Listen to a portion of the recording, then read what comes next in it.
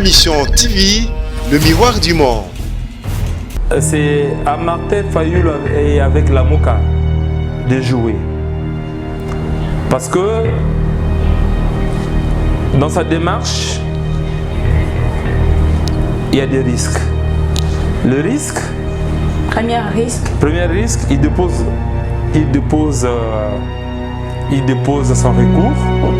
Le pouvoir en place peut profiter de ce recours-là pour déclarer l'annulation des élections. Parce que lorsqu'on va annuler les élections, automatiquement on doit se dire le pouvoir en place doit rester. L'Équateur pleure, Maniema pleure, Kinshasa pleure, Bandundu pleure, il y a eu même des morts. Bas-Congo, dans son entité, Congo central et tout ça, pleure. Là aussi, il y a eu des dégâts. Katanga pleure, il y a eu des blessés. Rien que ça, rien qu'à voir. Donc, il faut être un aveugle politique pour ne pas comprendre que réellement, Félix Tshisekedi n'a pas été voté. Félix Tshisekedi, actuellement, devient le vrai dauphin attendu de Kabila Joseph. Je dis, je répète, que Félix Tshisekedi devient actuellement, tel que c'est parti, le vrai dauphin de Kabila Joseph. Moi personnellement, lorsque je voyais déjà Emmanuel, donc le candidat, Chadari, le candidat le Fretin, le Fretin. Ma Mission TV, le miroir du monde. Vous êtes en direct de Ma Mission TV, votre chaîne d'information. L'actualité oblige aujourd'hui. Nous allons encore recevoir une personne. Avec lui, nous allons vraiment faire une grande analyse par rapport aux élections qui viennent de se passer et le résultat, donc la publication de résultats par M. Nanga Elasseni et le monsieur, on l'appelle Ramel Mili, le défenseur des droits de l'homme et de la démocratie. À qui je dis bonjour. Bonjour. Bonjour monsieur Ramel, comment vous allez déjà? Non, je me porte à merveille. Je dirais comme un crabe, ni en avant ni en arrière, mais en avance. Monsieur Ramel, j'aimerais que nous puissions un peu faire une petite analyse par rapport, parce que les élections, c'est déjà passé il y a cela quelques jours et j'avais beaucoup plus vraiment le souci de parler avec vous sur la publication de résultats qu'on a publié le nom de M. Félix Tshisekedi comme président provisoire en fait de notre pays. Votre lecture par rapport à cette publication? Bon, d'abord, tous on savait que la CENI de Corneille Nangaa ne devrait pas nous publier des résultats sortis dans l'urne. La preuve en est lorsqu'on leur demandait déjà la transparence dans ces élections-là, et ils étaient compacts. L'opposition congolaise dans son entièreté leur a demandé d'annuler, c'est-à-dire que d'annuler la machine à voter. Ils ont tenu mordicus, donc déjà on savait que les résultats de Nangaa ne devraient pas être des résultats sortis des urnes. Pensez-vous vraiment que la machine à voter ou le bulletin allait peut-être être à l'auteur de tricherie ou de magouille dans la publication? Moi, je ne pense pas. Oui, ça veut dire que la machine à voter, c'était une machine électronique, donc faite par l'homme.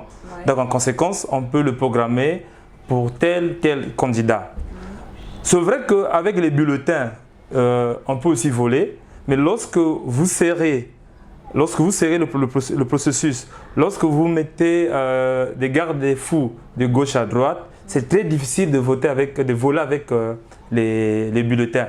Donc je pense que l'opposition congolaise demandait le vote par bulletin parce qu'il savait qu'avec les bulletins, facilement, il peut savoir si réellement la publication est celle dite par les urnes ou encore la publication, c'est celle dite par une force, entre guillemets, du pouvoir.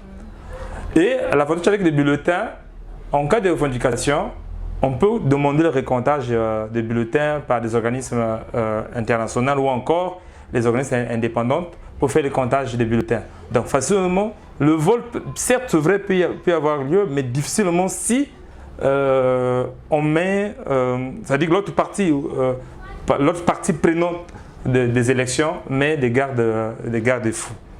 Bon, il y a eu des machines à voter. Et heureusement encore pour l'opposition congolaise, la machine à voter ici apparaît comme une imprimante.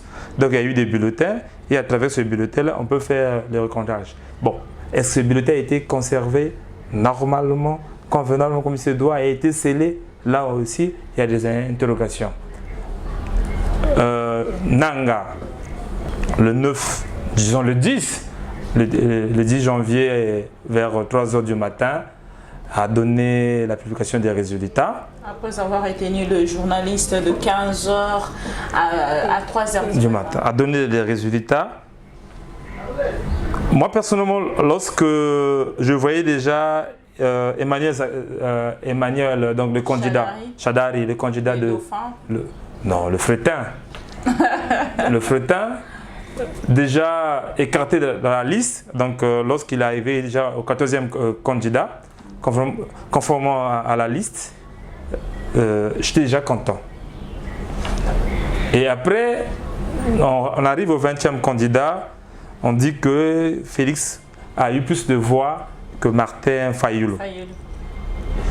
Content aussi, on s'est dit tiens, finalement, on a chassé Kabila au pouvoir. Mais, parce que c'était l'objectif de beaucoup de Congolais. De beaucoup de Congolais. De la diaspora. Ah oui, évidemment.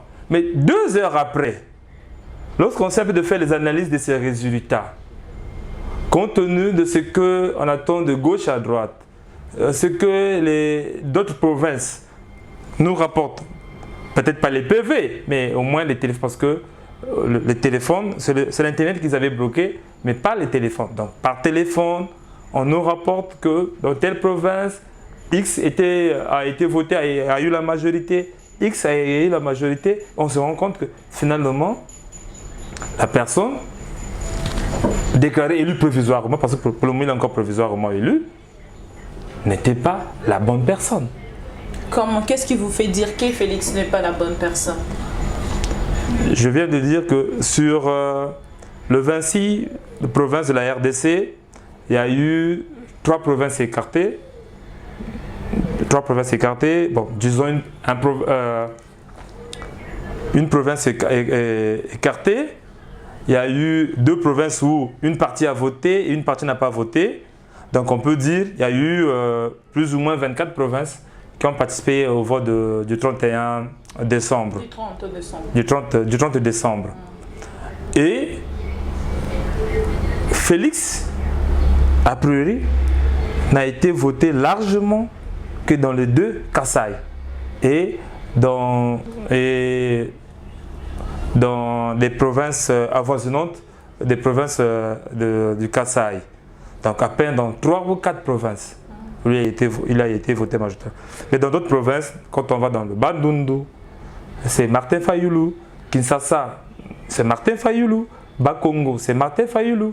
Province de l'Équateur, quand je parle de l'Équateur dans son entièreté, notamment le Baouélé et tout ça, c'est Martin Fayulu. Dans Maniema, Martin Fayulu. Au Katanga, c'est le Kao. Donc voyez-vous, déjà 20 à 21 provinces contre 3 à 4 provinces. Par quelle magie? Par quel calcul mathématicien? Même si on peut prendre par les coefficients, parce que j'entends les arguments de gauche à droite, que là où Félix a gagné, il avait gagné largement avec 85% de votants contre 5 à 10% de votants contre Martin Fayulu. Mais les gens oublient, dans ces provinces-là, il y a eu moins de 50% des participants.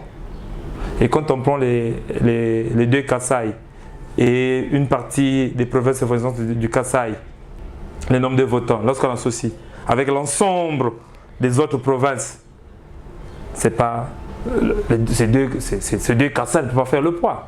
En fait, Monsieur Ramel, cette chanson, c'est presque tous les Congolais de partout qui sont en train de chanter dans les commentaires. Ça prend vraiment déjà le vol. Alors moi, de mon côté, je vais poser une question qui est un peu principale de savoir, est-ce maintenant, c'est l'objectif de tous les Congolais de savoir si on devait prendre Martin Fayoulou, revenir d'abord dans l'idée de se dire qu'on devait mettre les choses en place pour voir si c'est réellement Monsieur Fayoulou ou Monsieur Félix Tshisekedi, ou carrément on devait se dire bon, niet, l'objectif était que Monsieur Kabila puisse quitter au pouvoir et l'opposition est en place. Non, l'objectif, c'est le combat de la démocratie et ses principes. Et le combat de la démocratie tiendra qu'avec M. Fayoulou, c'est ce que vous voulez nous faire comprendre. Non, on ne dit pas que le combat de la démocratie ne tiendra qu'avec Martin Fayoulou. Mais le combat de la démocratie et ses principes tient... M. Félix Tshisekedi. Je pense que M. Félix Tshisekedi. Mais la démocratie et ses principes dit quoi? Le respect des normes. Les Congolais ont voté la personne Y.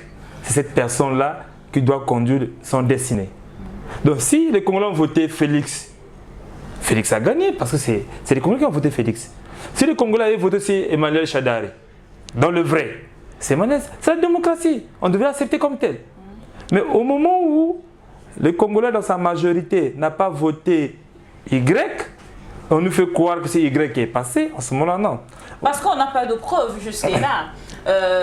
Sanko a eu à révéler en fait ses résultats et dire qu'il avait lui un vrai candidat que lui il connaissait lui-même. Mais de notre côté, quelque part, Seni nous a dit que c'était lui la bonne bouche pour annoncer ces résultats. Qu'est-ce qu'on pourrait bien faire?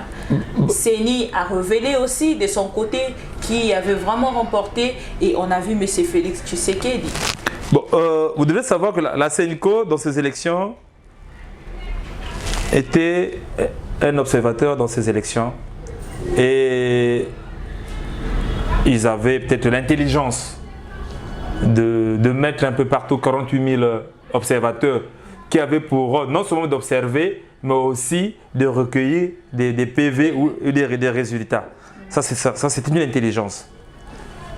Mettons un peu la Senko à côté. Faisons un peu l'analyse psychologique de ces résultats. Qu'est-ce que nous constatons?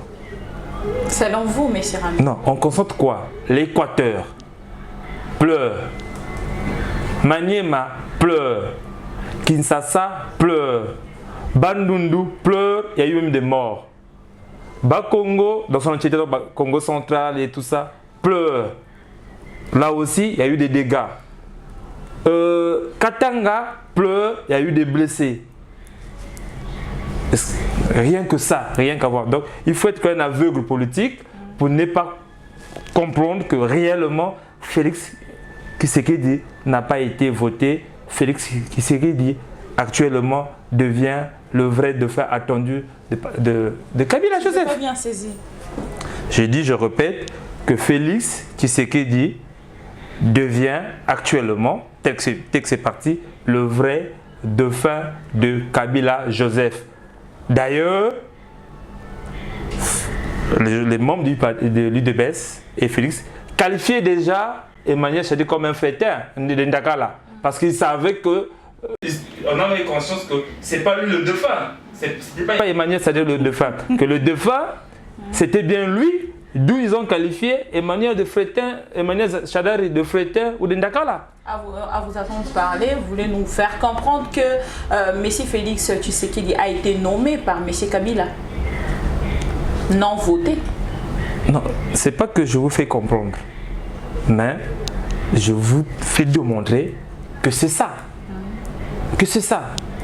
Que c'est ça. Donc, il n'a pas cherché de midi à 14h, que c'est ça. Regardez, on proclame Félix Tshisekedi président provisoirement élu, Kinshasa, dans la liesse populaire qui dure que 2 heures. Dans le temps que les gens commencent à se poser vraiment des vraies questions, et puis c'est le deuil total. C'est le deuil. 3 jours, Kinshasa s'est mis paralysé. Parce qu'on ne savait même pas. Et je ne sais pas qui a soufflé dans la bouche des Congolais que la CENI aurait changé les résultats et déclaré Martin Fayulu gagnant. Vous avez vu comment tout Kinshasa a bougé. C'est comme si Kinshasa, on nous a appris que le Léopard a gagné la Coupe du Monde. Ça a bougé. Ça a bougé. Donc, par la démonstration, par nos propres yeux, on comprend que finalement, Félix a été nommé par Joseph Kabila. Qu'est-ce qui me fait dire? Puisque j'ai dit ici, en amont, on savait que la CENI ne veut pas dire les vrais résultats, c'est-à-dire la CENI de Kana, de Corneille, de Nanga, de Corneille Nanga. Ne veut pas dire les vrais résultats. Et évidemment, les résultats que Nanga dit, ce ne sont pas des vrais résultats, parce qu'on savait qu'il ne veut pas dire les vrais résultats. Et évidemment, il n'a pas aussi dit les vrais résultats des urnes. C'est simple. Moi, je me dis que c'est l'opposition parce que la population congolaise avait vraiment le souci que l'opposition puisse gérer ce pays. De mon côté, jusque-là, je ne trouve pas le mal. La population congolaise, en ce que je sache, n'a pas voté l'opposition. Mais la population congolaise s'est exprimée. Parmi les multitudes des candidats, donc 21 candidats, s'est exprimé. Et en s'exprimant, ils ont porté leur choix à un candidat. C'est Martin Fayulu. Et à l'arrivée, on vole le choix des Congolais pour donner à Félix. C'est ça. Et si M. Félix Tshisekedi restait au pouvoir, c'est-à-dire confirmé comme président de la République, que sera en fait de retombées ou quel sera le résultat après, selon votre estimation? Bon, vous savez, il n'y a rien pour rien. Si le pouvoir en place a demandé, a ordonné à Nanga de publier Félix Tshisekedi, parce que ils ont préparé un truc. Donc, il n'y a rien pour rien, je l'ai dit tout à l'heure. C'est sur la continuité que nous avons lu dans les panneaux publicitaires d'Emmanuel Shadari. Je vous ai dit ici, le grec de fin, c'est Félix, dans la continuité de Kabila, va se reposer sur Félix. Et qu'est-ce que la continuité de Kabila? La continuité de Kabila, c'est un pays où le droit de l'homme, même le plus basique, est bafoué.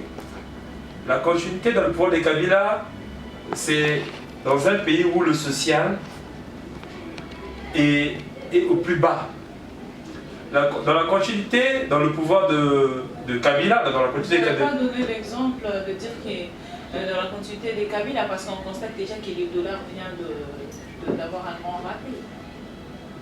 Le dollar, c'est ce qu'on appelle la spéculation. C'est la folie. C'est la folie des gens. Je me souviens encore lorsque Mbemba était vice-président de la République. Je crois, lorsqu'il était devant les étudiants, je ne sais pas, je ne sais pas trop, mais il avait dit qu'ici à Kinshasa, ici au Congo, vous avez des hommes d'affaires. À eux seuls, ils ont plus de la moitié de la masse monétaire qui circule en RDC.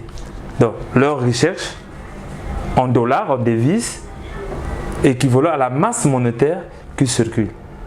Donc, en conséquence, un individu qui a la moitié, par exemple, de la masse monétaire dans sa richesse en devises étrangères et que ce soit la moitié de la masse monétaire qui circule au pays, évidemment, un bon matin, il peut se décider d'échanger les dollars et puis on le suit. C'est simple à comprendre. C'est simple à comprendre. Et vous verrez que cet individu ou ces individus regroupés, je ne sais pas dans quel lobby d'affaires, ils ont décidé, vous verrez peut-être d'abord ça remonte. ça remonte parce qu'ils comprennent eux-mêmes comment ça fait des mauvaises affaires. Donc en conséquence, ça va changer. C'est des choses, pour montrer peut-être que aux gens, ou peut-être qu'ils sont proches du pouvoir, ils sont proches de Félix. Je ne suis pas ici, personnellement, j'ai un peu les propos tribalistes, mais pour mieux expliquer ce phénomène-là de baisse des dollars, je suis obligé d'utiliser un peu des propos pour que les gens comprennent.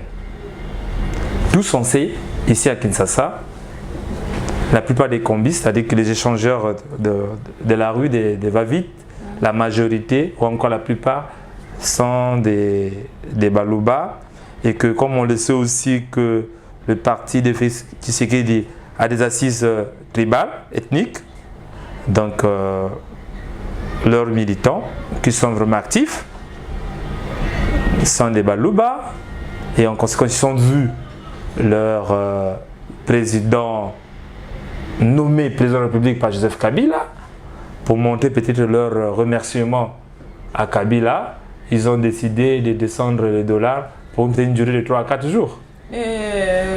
Monsieur Ramel, est-ce que quelque part on ne peut pas accepter tout ce que les gens disent déjà de monsieur Kabila dans le sens de dire que c'est un démocrate, il a promis, il a fait et il a dit quelque part qu'il allait faire une passation de pouvoir civilisé et c'est ce qu'il a fait. On ne peut pas clamer une fois et puis on passe à autre chose. Moi, je me prends un peu des Quinois en particulier, en général des Congolais. Nous avons la mémoire courte.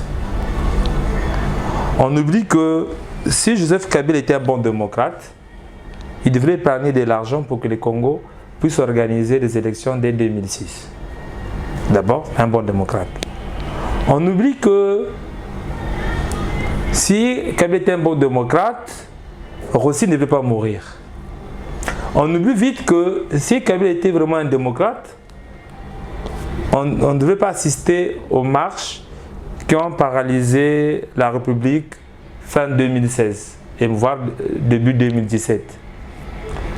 Si Kabila était vraiment un démocrate, on ne devrait pas avoir près de 30% des pensionnaires de la prison de Makala, ce sont des prisonniers politiques. On ne veut pas avoir dans ce pays des cachots. Donc, Kabila, pour le moment, n'est pas un démocrate. Nous avons eu ces élections par plus de sang. Il y a eu des morts.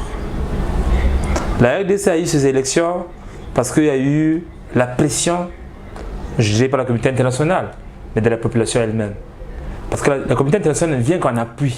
C'est ce que les gens oublient. Ne vient qu'en appui. La communauté internationale vient appuyer la demande de la population qui est martyrisée par le pouvoir en place. Donc, on a eu ces élections par la bravoure des Congolais. Et on l'a forcé la main. On l'a forcé la main. D'ailleurs, eux-mêmes, ils les chantaient. Que Oumela.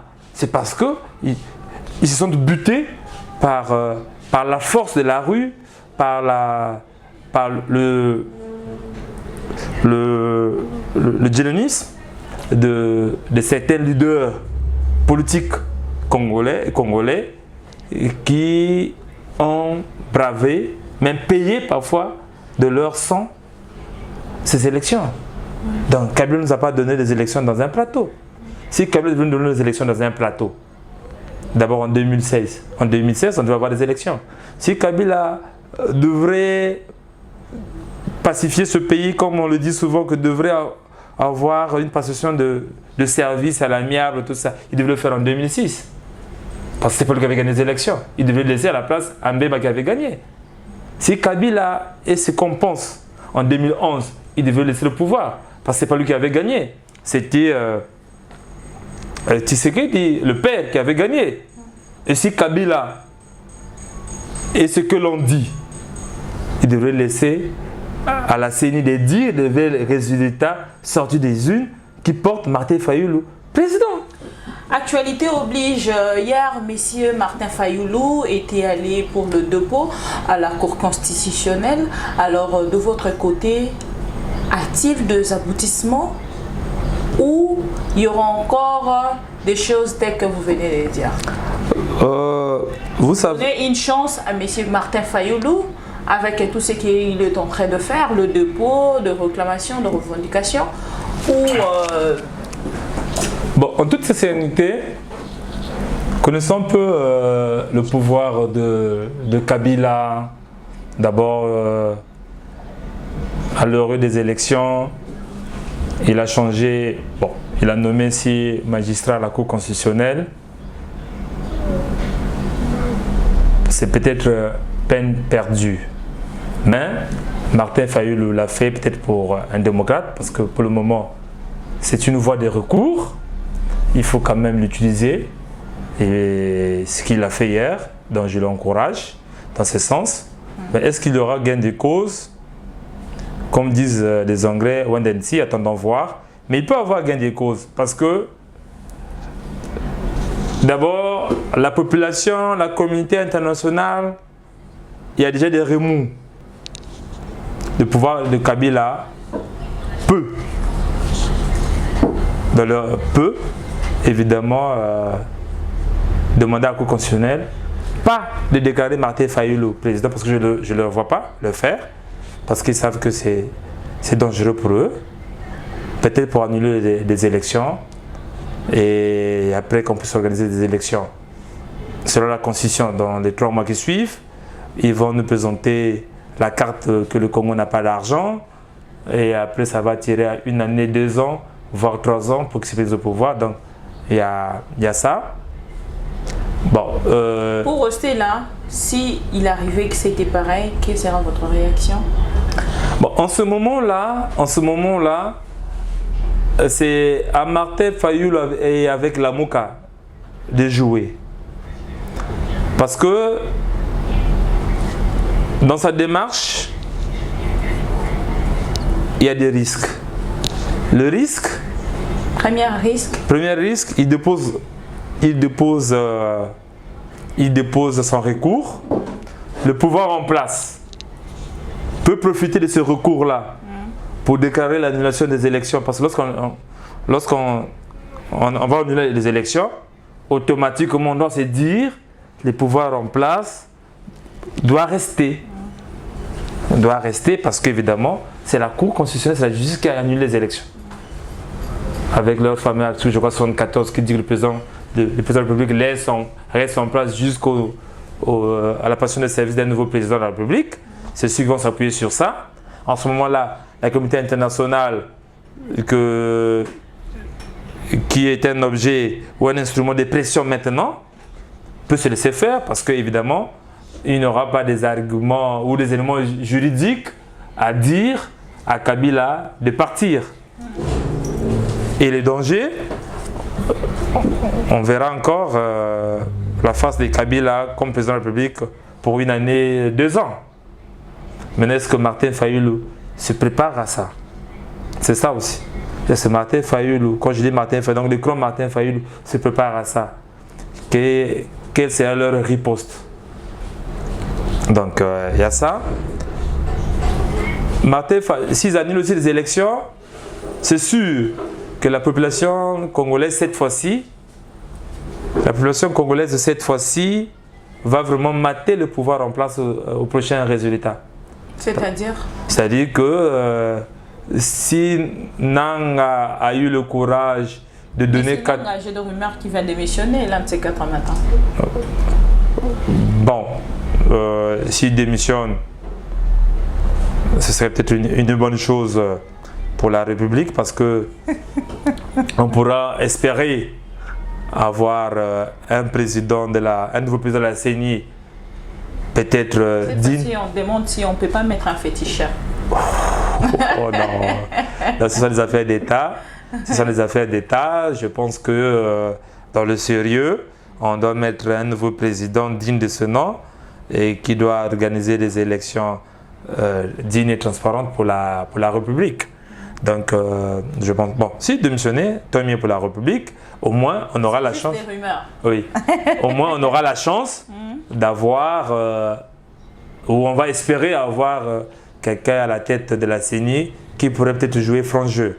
Donc, voilà un peu pour revenir un peu dans la question que vous m'avez posée. Donc, il y a ce risque-là. Donc, c'est à Martin Fayulu de se préparer. Mais je me plains aussi de l'équipe un peu de communication de Martin Fayulu. Ils ont déposé le recours hier. Ils savent que la Cour constitutionnelle ne va pas pencher à leur faveur. Ça, ils le savent. Mais ils ont fait pour la bonne forme. Mais on sait, par pression populaire, la Cour constitutionnelle pourrait dire le droit. Est-ce que je ne vois pas qu'ils communiquent à ce qu'il y ait des malaises au sein de la République qui doivent amener à la Cour constitutionnelle de dire le droit. Je ne vois pas que dans ce sens-là. Moi, à leur place, une fois le recours déposé, je devrais communiquer ou amener des actions. Que vous appelez par les actions? Les actions, vous savez, la démocratie, dans la démocratie a ses armes. L'élection, c'est une arme de la démocratie qui permet de gagner le pouvoir. La démocratie a une arme aussi, c'est la population, parce que le pouvoir de la population. Parce que la population dans la démocratie, c'est la population qui a le pouvoir de changer des choses. C'est la population qui a le pouvoir de changer la donne lorsque les dirigeants ne vont pas dans le même courant que la population. Lorsque les dirigeants ne respectent pas les principes de la démocratie ou encore ne respectent pas l'état des droits, en ce moment-là, les leaders politiques peuvent se saisir de cette arme de la rue, qui est la population, pour amener les dirigeants en place, d'échanger ou encore pour les bouter dehors. Donc, ils devaient travailler en ce moment dans ce sens-là. Fixer même une date butoir. Ils disent que c'est le 22, je crois que la Cour constitutionnelle est censée dire le droit. Moi, à la place de Martin Fayulu, donc, je devais déjà communiquer, mettre déjà la population en alerte que le 22, si la Cour constitutionnelle ne dit pas le droit comme il le faut, la population, prenez-vous en charge, car le vol, le hold-up, ce n'est pas contre la personne de Martin Fayulu, mais c'est contre la volonté populaire. C'est ça aussi. Là, déjà, vous orientez la population à la rébellion. Non, ce n'est pas la rébellion que je demande à la population. À l'agressivité. Non plus. Mais par contre, je demande à la population de se prendre en charge. Parce que, regardez, un voleur rentre chez vous. Il vient voler votre recherche. Et lorsque vous allez vous acharner contre ce voleur-là, c'est l'agression? C'est la rébellion? Non, c'est vos droits. Vous avez le droit de récupérer ce que le voleur vous a volé.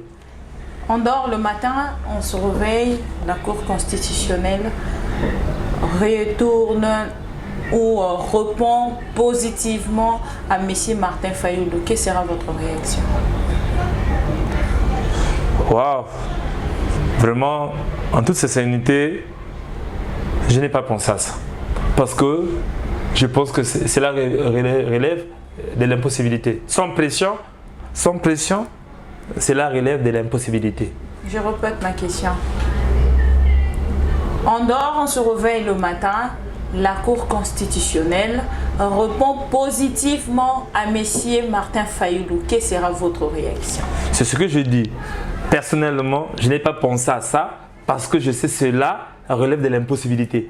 Connaissant un peu le pouvoir en place, connaissant un peu ses manigances, je ne vois pas qu'ils disent la vérité dans ce sens-là, à moins qu'il y ait une pression populaire. Et cette pression populaire, c'est ce que je demanderais à l'AMUCA de faire. Et puisque de faire, pas eux, mais demander, communiquer, travailler à ce que la population puisse faire cette pression-là. Parce que vous savez que la population, bon, je n'ai pas... On parle de la paix, la violence n'aura pas vraiment de place, monsieur. Mais et la paix. Quelle est la définition de la paix? Ou encore, pour venir à la paix, on doit passer par où? Quelle est la définition de la paix? La paix, c'est la tranquillité des esprits. Lorsqu'on vous vole vos résultats, êtes-vous en paix? Lorsque vous passez dans les rues de Kinshasa, les ordures, comme si c'était déposé sciemment par André Mbuta lui-même, les odeurs de ces ordures-là vous dérangent? Pensez que vous êtes en paix? Lorsque vous vous réveillez, vous ne savez pas ce que votre femme va préparer, pensez que vous êtes vraiment en paix? Lorsque vous, un bon matin, vous êtes inquiété dans la rue de Kinshasa parce qu'il y a des jeeps de la police qui passent, qui braquent des armes, ça c'est la paix. Nous ne sommes même pas en paix maintenant, nous ne sommes pas en paix. Le peuple congolais n'est pas en paix. Mais par contre, le peuple congolais a le pouvoir d'arracher la paix par ce pouvoir-là. En faisant quoi? En faisant la guerre. Et ici, par guerre, je ne dis pas qu'il faut prendre des armes, se mettre dans la rue parce que le peuple congolais n'a pas reçu des armes. Mais le peuple congolais a des armes naturelles, c'est la rue. Merci beaucoup, c'était M. Ramel Mingui. Et un mot peut-être spécial à toute la diaspora qui vous suivent de partout et à tous les Congolais branchés à ce moment. Oui, à la diaspora congolaise, je dis merci. Merci parce que, je dis merci à la diaspora congolaise parce qu'il faut un travail de fond que peut-être que nous ignorons. Mais je dis qu'ils sont déjà divisés. Non, il faut un travail de fond. Oh, ils ne sont pas divisés. C'est peut-être pas une partie, je dirais des miettes, des gens que je me réserve de qualifier ici, qui ne comprennent pas le vrai sens de la démocratie, qui ne comprennent même pas pourquoi ils se battent pour la démocratie. On évolue. Donc, merci à eux. Soutenez la population congolaise qui est restée au pays parce qu'elle va vraiment mal et surtout que les jours à venir sera très dur pour eux. Non seulement si il peut décider de manière unanime de faire pression à la Cour constitutionnelle de changer d'avis, ou encore les jours à venir sera difficile pour eux si évidemment la Cour constitutionnelle confirmait Félix comme président de la République. Ça sera tout difficile pour la population congolaise parce que je ne vois pas que Félix puisse travailler comme il se doit lorsqu'il s'est allié au diable. Parce que l'accord qu'ils ont signé avec le pouvoir en place, c'est l'accord avec le diable. Et que on dit toujours que lorsqu'on dîne avec le diable dans une même table, il faut avoir une fourchette longue. Je ne vois pas Félix Tshisekedi avoir une fourchette longue. Et au contraire, il a une main courte qui se résume chez Vital Kamerhe. Donc, voyez-vous. Donc, merci à vous. Et on est là par ces émissions. Nous essayons un peu d'apporter notre pierre à l'édifice, qu'on espère demain, le Congo va changer, qu'on va connaître les vraies heures de la démocratie au propre du terme. Merci beaucoup, M. Ramel Mingui. Je vous rappelle, que c'est les défenseurs des droits de l'homme et de la démocratie. Vous étiez nombreux à nous suivre de partout. C'était donc moi, votre servante Bibi Kapinga. Merci beaucoup à la grande équipe de Am TV. Je vois Steve Kondé derrière la caméra. Pourquoi pas à Richard Kapuku au montage, pardon. Et on se retrouve déjà prochainement pour un nouveau numéro. Toujours l'actualité et derrière l'actualité que nous travaillons pour venir vous informer. Merci et à la prochaine. Bye.